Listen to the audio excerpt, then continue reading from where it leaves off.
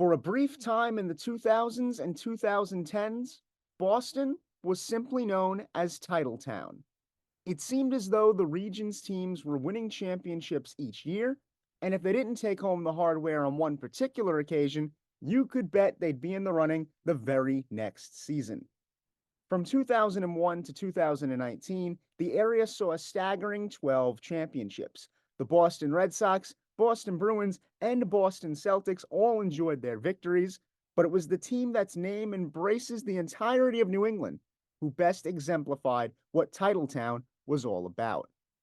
The New England Patriots won 17 AFC East crowns, 6 Super Bowls, and 9 AFC championships during that period, thanks in large part to the duo of quarterback Tom Brady and head coach Bill Belichick. Brady, of course, departed from New England after the 2019 season and has since retired after a successful stint in Tampa Bay, but it was only last week that Belichick and the organization parted ways. After an unprecedented 24-year tenure, the sideline savant is out in Foxborough. The famed Patriot Way is in limbo, and such a state of affairs calls for a deep dive into one of the NFL's most storied runs and tragic declines. Most football fans are very familiar with the beginning of the Patriots dynasty. Bill Belichick landed in New England in 2000 as the head coach after working a number of other coaching roles around the league. And after then quarterback Drew Bledsoe was knocked out of a game against the Jets in September of 2001, Tom Brady stole the show and became the main man under center. Bledsoe was eligible to return later in the 2001 season and ended up helping the Pats narrowly win the AFC Championship game against the Pittsburgh Steelers after Brady got hurt. But despite Bledsoe having recently signed a 10-year, $103 million contract back in March, Belichick decided to roll with Brady in Super Bowl 36. The Patriots won the big game, 20-17. The rest is history. Belichick, Brady, and their Patriots went on to win Super Bowl 38 and 39, cementing the first phase of what would end up being a long-term dynasty. The pair's first 3 Lombardis included timely offensive plays from Brady and weapons like Troy Brown, Deion Branch, and Corey Dillon. But those teams were primarily successful due to their unique blend of defensive talent. From a coaching perspective, Belichick was already a seasoned defensive mind.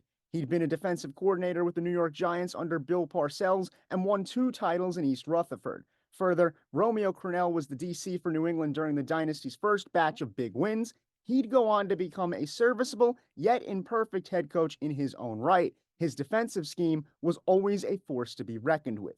Crennel and Belichick got the most out of a fantastic cast of defenders. Lawyer Malloy, Teddy Bruschi, and Mike Vrabel are only a few of the players that made up an intense contingent of blue-collared Rough Riders who embodied the Patriot way. The Pats' defense ranked 6th in points allowed in 2001, 1st in 2003, and 2nd in 2004. None of this is to say that Brady and the offense were not integral parts of the equation, but given how inexperienced the quarterback still was at that time, the defense provided a stabilizing force. Crennel left the Patriots after their Super Bowl 39 win over the Philadelphia Eagles, and what followed was a period that is often glossed over.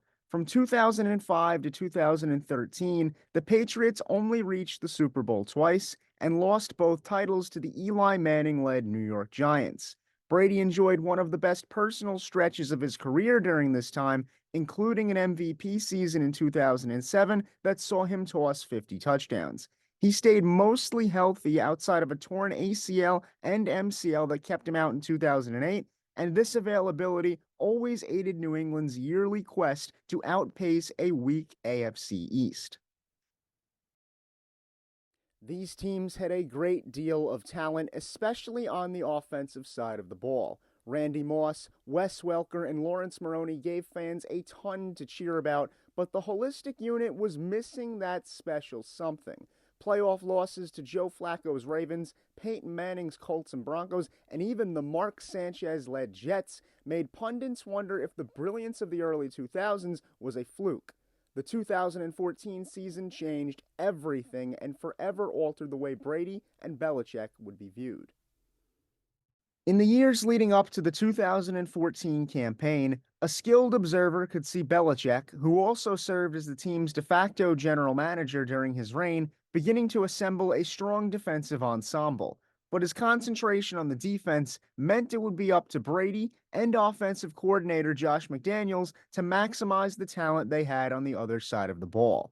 The Pats started 2014 2-2, and after a 41-14 loss in Kansas City, many wondered if age was beginning to catch up to Brady and if he had enough protection or vertical weapons to compete. After that game, the Patriots went 10-2 to end the season. Brady, Rob Gronkowski, Danny Amendola, and Julian Edelman got cooking, and they proceeded to defeat the Baltimore Ravens and the Indianapolis Colts in the playoffs, setting up a Super Bowl 49 date with the defending champion Seattle Seahawks. In the lead up to Super Bowl Sunday, it was rumored that Brady and the Patriots had tampered with the pressure of the footballs used in the AFC Championship game against the Colts. The controversy hung over their dramatic championship victory against Seattle, but ultimately galvanized the fan base in favor of their QB. After a lengthy investigation that spanned another season, it was ruled that the Patriots would lose 2 draft picks and that Brady would have to serve a 4-game suspension to start the 2016 season. Jimmy Garoppolo and Jacoby Brissett guided the team to a 3-1 record during the suspension, and once Tommy Terrific came back, it was clear he was on a mission. New England breezed to a 14-2 record and eventually met up with the Atlanta Falcons in Super Bowl 51. There, Brady would orchestrate one of the NFL's greatest comebacks. The Pats trailed 28-3 in the third quarter, but would go on to win 34-28 in overtime. The win represented Brady's 5th ring and 2nd in 3 years. His heroics became a sort of folklore. Fans loved that he had fought back against Commissioner Roger Goodell in the NFL, and the comeback encapsulated what the former 6th-round pick brought to the table as a leader. With all of the praise being heaped on Brady, some began to wonder if the dynasty was more based on his greatness or the ingenuity of Belichick. There were constant whispers regarding the two's relationship, especially with Brady's status reaching new heights. There were known issues involving a potential contract extension, Brady's personal TB12 method trainer Alex Guerrero, as well as the overall culture in Foxborough. Some even floated out the possibility that Belichick believed he could have won with Jimmy Garoppolo under center instead of the aging Brady. Patriots owner Robert Kraft attempted to keep the peace, but things continued to unravel. The resentment between the two reportedly grew, but it didn't affect the on-field play. The relationship survived Spygate, Deflategate, and the general wear and tear that'll come with time. The Patriots fell to the Eagles in Super Bowl 52 by a final score of 41-33. The offense put up 613 yards and didn't have to punt the football. The defense couldn't stop Nick Foles and the Birds. A year later, New England took down Patrick Mahomes on the road in the AFC Championship and went on to win Super Bowl 53 over the LA Rams in a 13-3 defensive battle. 2019 marked the beginning of the end. New England lost to the Mike Vrabel-coached Tennessee Titans during Wild Card Weekend that season, and in March, egos boiled over. Brady officially left New England for the Tampa Bay Buccaneers, where he'd grab his 7th ring and prove he could win without Belichick. After the divorce, the Patriots were not the same powerhouse. Cam Newton, Mac Jones, and Bailey Zappi were not able to serviceably replace the GOAT, and even worse, Belichick struggled to draft well and put talent on the field that would make an immediate impact. Sure, they made the playoffs in 2021, but were dispatched in the first round by a Buffalo Bills team that was clearly superior. New England ended this past campaign tied for the league's lowest point total and with a putrid 4-13 record. The recent choice to move on from Belichick has come with mixed emotions from many fans and ends an era that won't soon be forgotten. All right, morning. Seen this many cameras since we signed Tebow. Robert and I, after a series of discussions, have mutually agreed to part ways. And for me, this is a day of gratitude and celebration.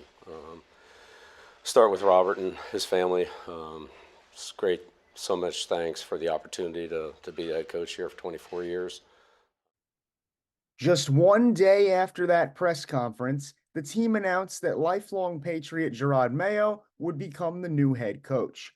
Mayo was a linebacker who played under Belichick his entire career and has served as a coach on the team's staff for the past few seasons. It is not yet known how Mayo will perform or how long it will take the New England Patriots to rebuild their once great franchise. The only known fact is that Foxborough has fallen from heights that no one else has reached before. With WFUV Sports, I'm Colin Loughran.